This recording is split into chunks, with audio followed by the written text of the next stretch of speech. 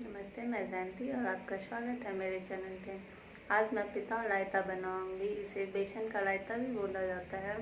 इसे लोग राजस्थान में ज़्यादा पसंद करते हैं, परंतु इसे पूरे भारतवर्ष में भी खाया जाता है।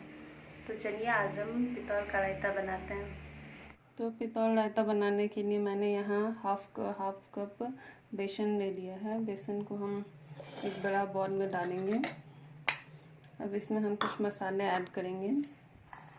तो ये मैंने हाफ टेबल स्पून हल्दी पाउडर, हाफ टेबल स्पून नमक आप अपने स्वाद अनुसार डालें, हाफ टेबल स्पून जीरा पाउडर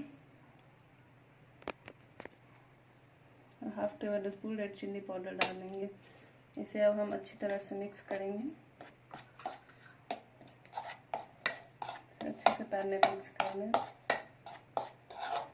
अब हम इसमें पानी डाल के इसका लम्स फ्री घोल बनाएंगे।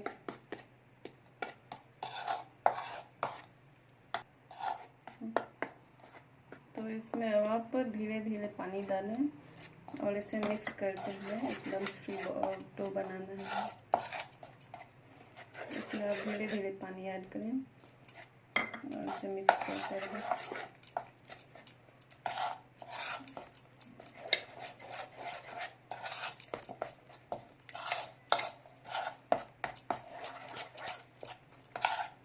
देखिए ये मिक्स हो चुकी है। तो अब हम इसमें और थोड़ा पानी ऐड कर देंगे और इसे थोड़ा और मिक्स करेंगे। इसमें लम्स गुठलियाँ नहीं पड़ने देनी है। इसे अच्छी तरह से लम्स फ्री मिक्स करें।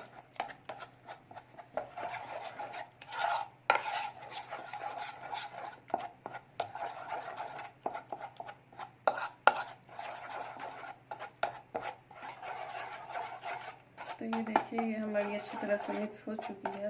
अब हम इसमें मैंने यहाँ हाफ कप बेसन लिया था, तो इसमें हम 3 कप पानी ऐड करेंगे।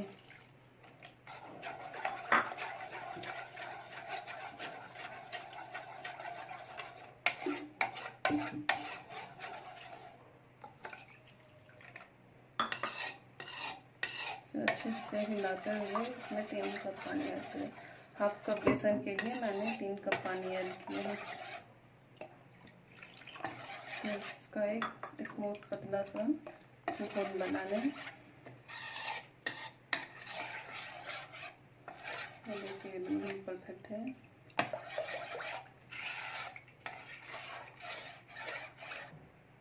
तो यहाँ मैंने एक पैन ले लिया है। इसमें हम 2 टेबल स्पून ऑयल डालेंगे।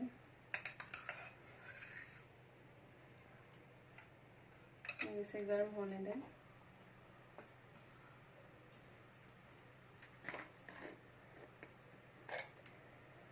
इसमें हम 1 पिंच हींग डालेंगे और इसमें आपको कुछ नहीं डालना है, बस अब आप 1 पिंच हींग डालें और इस घोल को अच्छी तरह से मिक्स करके इसमें अब हम इसे डाल देते हैं।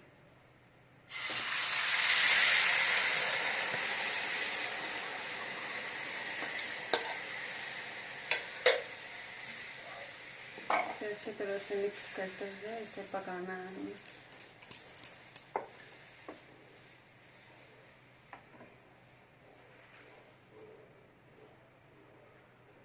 इसे अच्छी तरह से मिक्स करते हुए आप पकाएं, गाढ़ा होने तक इसे हमें पकाना है।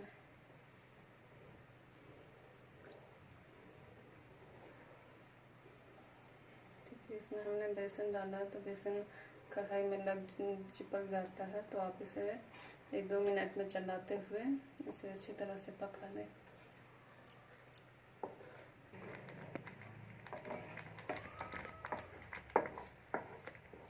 देखिए अब ये पकनी शुरू हो चुकी है। अब ये धीरे धीरे गाढ़ी, ये बहुत जल्दी गाढ़ी हो जाती है, तो आप इसे मीडियम टू लो फ्लेम पे ही पकाएं। इसे हाई फ्लेम पे मत पकाएं, जिससे तुरंत जल जाएगी। तो आप इसे मीडियम टू लो फ्लेम पे पकाएं और ये बहुत जल्दी गाढ़ी हो जाती है। तो आप इसे लगातार चलाते हुए, ये देखिए मेरी तुरंत गाढ़ी होनी शुरू हो चुकी है। इसे आप लगातार चलाते हुए इसे एकदम गाढ़ा होने तक पकाना है हमें।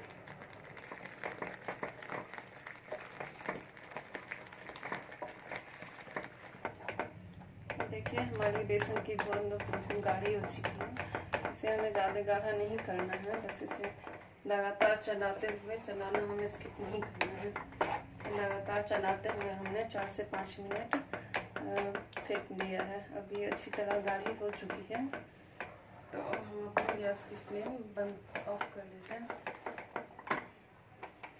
और इसे एक प्लेट में हम एक प्लेट को ग्रीस तेल ऑयल या घी किसी भी चीज़ से आप प्लेट को थोड़ा ग्रीस कर लें।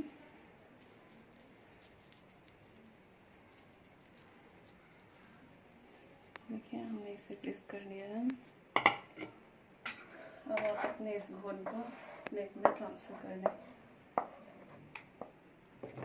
देखिए मैंने इस प्लेट में ट्रांसफ़र कर लिया है। उनके पीछे ऑयल लगा के यूज़ करें। बिल्कुल इसे आपको ज़्यादा पतली नहीं करनी है और ज़्यादा मोटी भी नहीं रखनी है।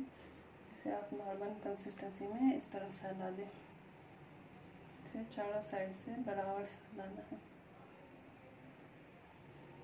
ये देखिए हमने इसे फैला दिया।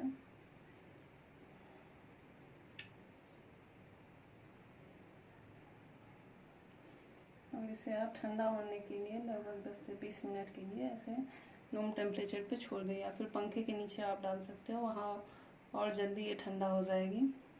तो हम इसे 10 से 20 मिनट के लिए पंखे के नीचे रख देते हैं। तो ये देखिए हमारी पितोल जम के तैयार हो चुकी है। मैंने इसे 10 मिनट के लिए पंखे के नीचे रख दिया था। ये बहुत जल्दी ठंडा होके सूख जाती है। ये देखिए हमारी कितने अच्छे से ये जम के तैयार हो चुकी है। तो अब हम इसे कट कर लेते हैं।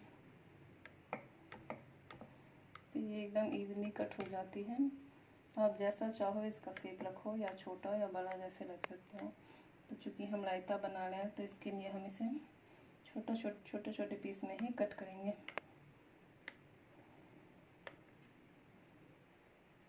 तो ये देखिए मैंने इसे कट कर लिया है।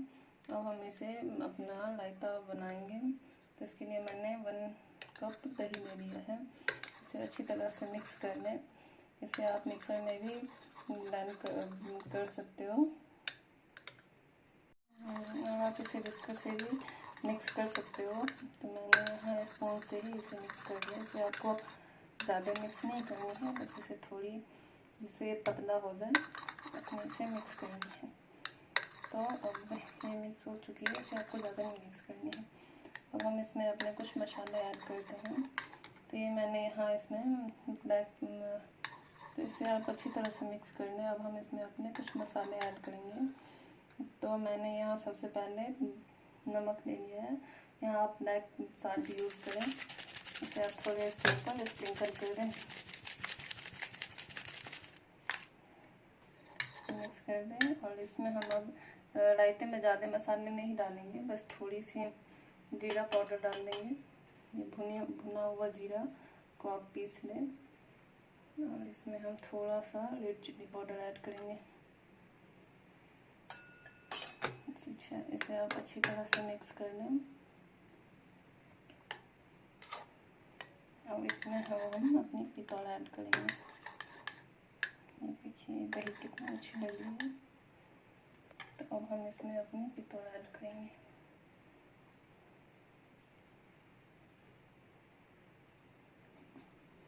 तो ये मैंने इसमें अपने पितौल मिक्स कर दिया। देखिए ये रायता कितना अच्छा लग रहा है। तो अब आप इसे ऊपर से गार्निशिंग के लिए भी 1-2 और पितौल डाल सकते हो।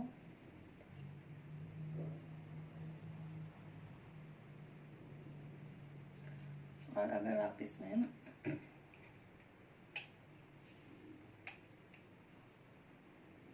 थोड़ी सी अजवाइन डाल दो तो फिर इसका टेस्ट ही क्या है, ये फिर बहुत अच्छी लगती है अजवाइन के साथ। तो मैंने ऊपर से थोड़ा इसके ऊपर अजवाइन स्प्रिंकल कर दिया। अब आप इसमें थोड़ी सी लाल मिर्च पाउडर गार्निशिंग के लिए स्प्रिंकल कर दो, थोड़ी सी जीरा पाउडर। ये देखिए देखने में कितनी अच्छी लग रही है। तो ये हमारी रायता तैयार है। बट अब हम इसे थोड़ी और अच्छी बनाने के लिए इसमें तड़का लगाएंगे। तो अब यहाँ गैस पे मैंने अपना एक तड़का पैन चढ़ा दिया है। इसमें हम 1 टेबल स्पून तेल ऑयल ऐड करेंगे।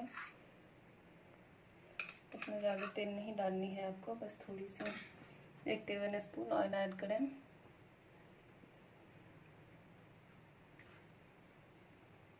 और फिर इसमें आप 1/2 टेबल स्पून जीरा ऐड करें। जीरे को थोड़ा भुनने दें।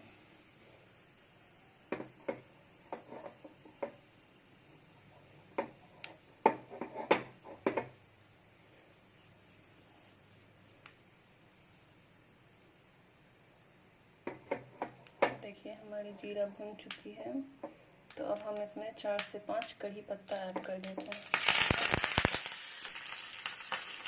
कड़ी पत्ता डालने के बाद ये थोड़ा छिटकेगा, तो आप इसे ध्यान से ऐड करें। और मैं अब गैस की फ्लेम ऑफ कर देती हूँ और इसे मैं अपनी सावधानी से इसे तड़के में डालें, क्योंकि तड़का भी अभी दही है, ठंडा है और ये गर्म है। तो इसे आप आसानी से तड़का को चारों तरफ घुमा के ऐसे डाल दें। तो ये देखिए हम इसे थोड़ा मिक्स कर दें। ये देखिए हमारी रायता कितनी अच्छी लग रही है। तो ये देखिए मेरी रायता कितनी अच्छी लग रही है। ये देखने में जितनी ही अच्छी टेम्पटिंग लग रही है, खाने में भी उतनी ही यम्मी है। तो आप भी इसे ज़रूर बनाएं और खाएं। तो आपको अगर मेरी रेसिपी अच्छी लगे तो मेरे वीडियो को लाइक और शेयर करें, मेरे चैनल को सब्सक्राइब करें। तो चलिए फिर मिलते हैं एक नए रेसिपी के साथ।